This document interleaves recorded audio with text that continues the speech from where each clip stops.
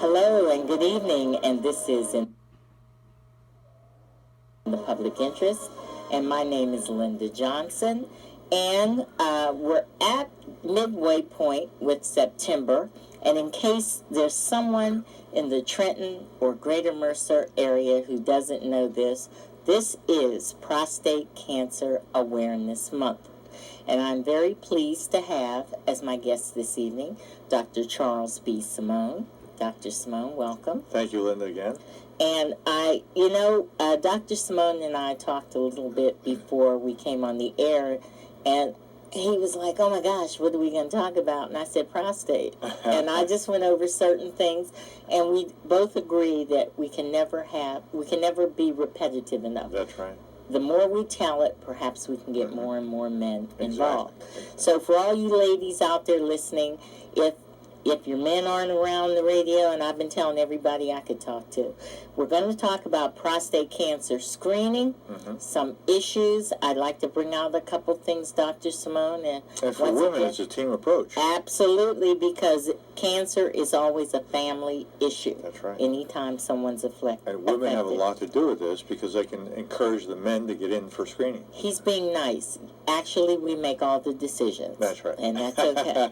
So, Dr. Simone, why don't we start off by talking a little bit about what exactly is prostate cancer? Well, let's talk about the gland first. Okay, go ahead. It's a tiny little walnut-shaped compound in the body, in the central part of the body, in that low area, that connects the bladder to the penis. And through the prostate is a tube that does that connection. Now, when the prostate gets larger, the tube gets crunched on. Imagine a donut or a bagel. As the whole donut or bagel gets bigger, the hole in the donut or the bagel gets smaller. When a cancer grows, the same thing occurs. So you need to look at two aspects of prostate enlargement. One, related to a benign process, which it can be. Okay. And lots of men have it. Starting at age 40, in fact, the prostate can enlarge. About 10% of the men.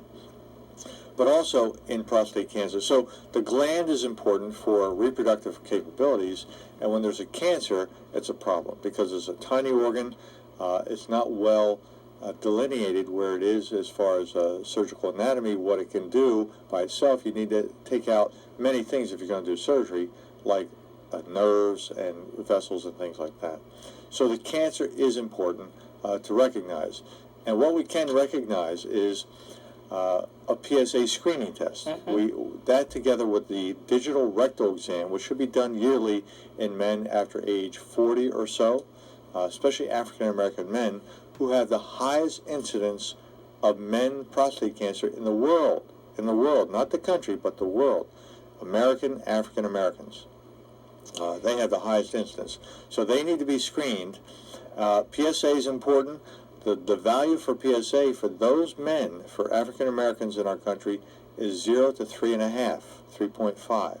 Above 3.5, you should investigate why it's higher. Now, the normal for Caucasians is 0 to 4. And so, they have a different age level for screening that's also, right. Don't they? Yeah, the Caucasian should be screened at later ages. The African American men should be screened younger. Now, one of the things that whenever I have Dr. Simone on the air, and I always love to do this, because one of the big things that I know you're a proponent of is prevention. Right. And there are certain diseases that, I don't know, could be hereditary.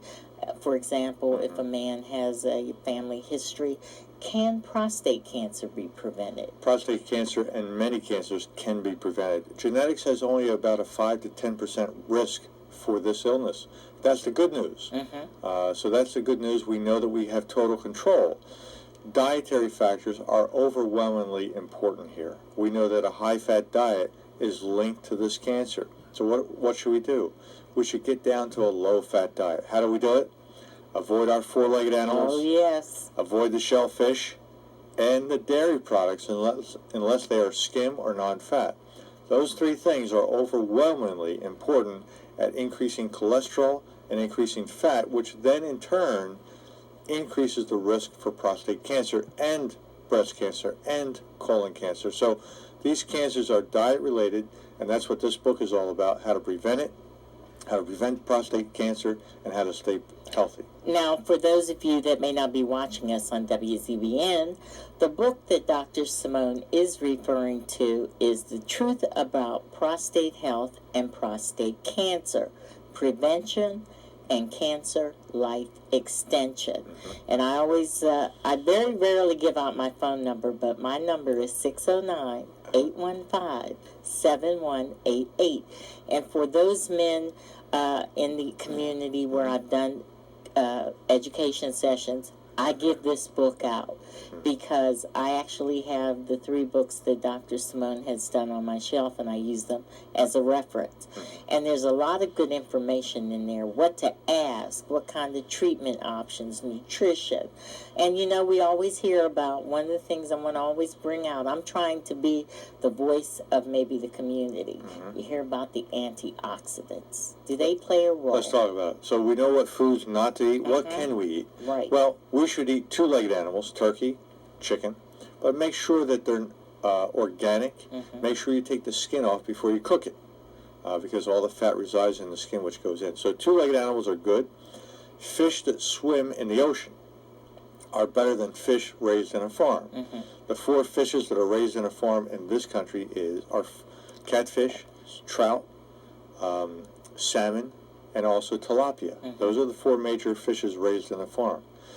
The curious new information, though, and I just want to put a little monkey wrench in this thing, is that we recently found, not me, but other researchers from the Mote Marine Laboratory in Sarasota, Florida, they recently found that 9 out of 10 sharks have evidence of Zoloft in their bloodstream, Premarin in their bloodstream. How do we get this in these fishes? Yes. Because you and I flush these drugs down the toilet, into our wastewater, into the streams, the rivers, and finally the ocean.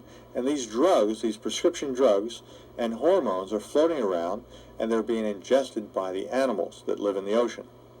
Yeah. So I say and tell you to eat fishes from the ocean, but I also say that we need to clean up our oceans so that we don't get harmed by the fishes that we eat. So I guess now we kind of had, well, not that we haven't, but one thing that I always like to bring out too, then we start looking at environmental issues. Well, that's another thing. That becomes very important then. Sure. For instance, we know that our beverages are not as safe as we think. For instance, benzene. Yes. Benzene is a harmful chemical that causes cancer, leukemia, lymphoma, and we find benzene, and this was uncovered by us not long ago, buried by our FDA for about 11 years, and we find benzene in 80% of all diet soda and all beverages that have 2 things: ascorbic acid, vitamin C, and benzoate, which is a benign preservative needed to preserve things. But the problem is when you combine benzoic acid, the preservative, with vitamin C together, they form benzene. So anytime you have this combination, it's a deadly combination.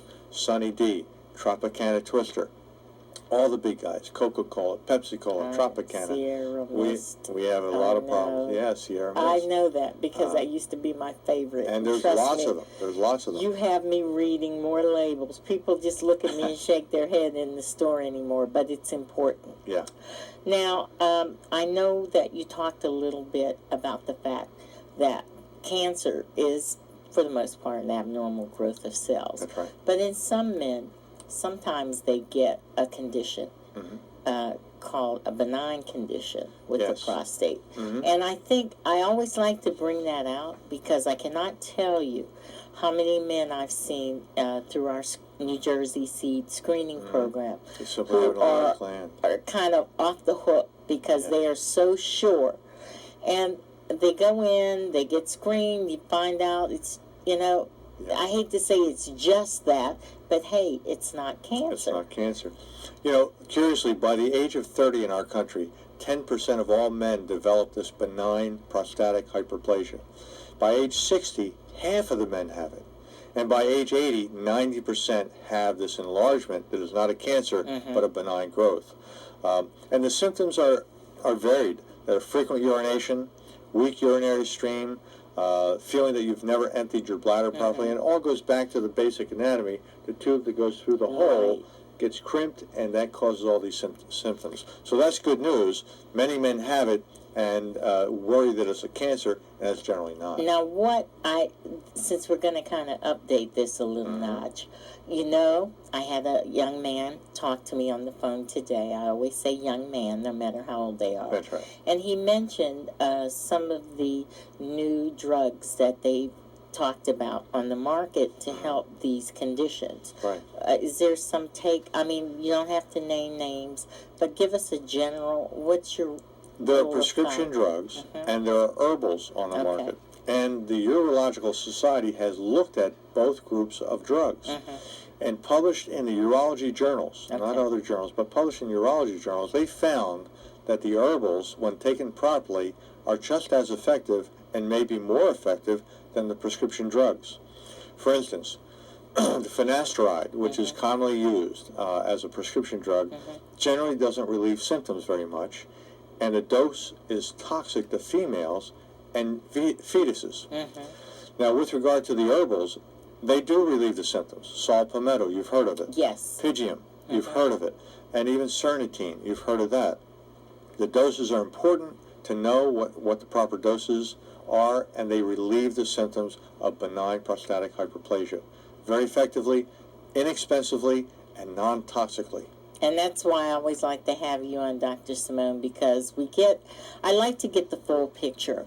And for some men, perhaps some of these may work, but it is always nice to know that we still have the option of possibly using some of these herbal remedies. That's right. Now, this is Prostate Cancer Awareness Month. Right. We're going to cover a lot more information. I know you guys out there may not think it, but this is Prostate Cancer Awareness Time. I want to bring out the fact of some of the screenings we have going on in the area. But right now, we're going to take a break, and we'll come back. We'll talk a little bit more about good prostate health, in particular screening and some treatment options. Very good. But this is WIMG AM 1300 and WZBN Channel 25 in Mercer County. And of course, you can always find this on the World Wide Web at WIMGAM1300.com. And we'll be right back.